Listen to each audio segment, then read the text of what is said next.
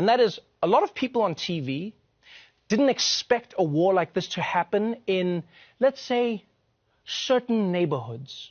This is not a developing third world nation. This is Europe. These are prosperous middle-class people. These are not people trying to get away from areas in North Africa.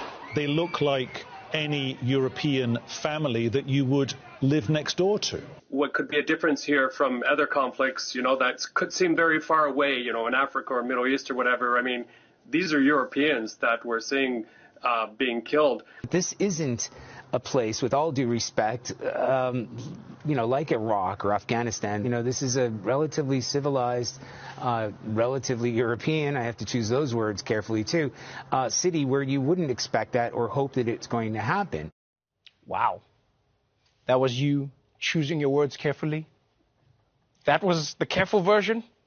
So what were you going to say if you weren't choosing your words carefully? I just hope the next time this happens, it happens back in the Middle East where it belongs. Like, here's the thing, people. Here's the thing. Beyond the racism, right? Like, let's forget the racism. Oh, how I wish we could forget about the racism.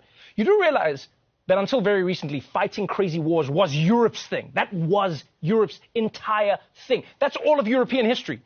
They even had something called the 100 Years' War. You understand how long that is? That's like a decade. They got a Nobel Prize because they stopped fighting. Imagine that. Now people are going to be like, oh, to see this in Europe, to see this.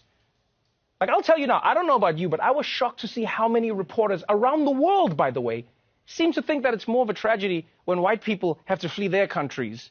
Because I guess what? The darkies were built for it? I mean, you see how they run in the Olympics, Peter. Clearly God has given them this talent for a reason. I totally agree. I mean, even if this wasn't a war, these people would probably be fleeing their homes for fun. It's just who they are.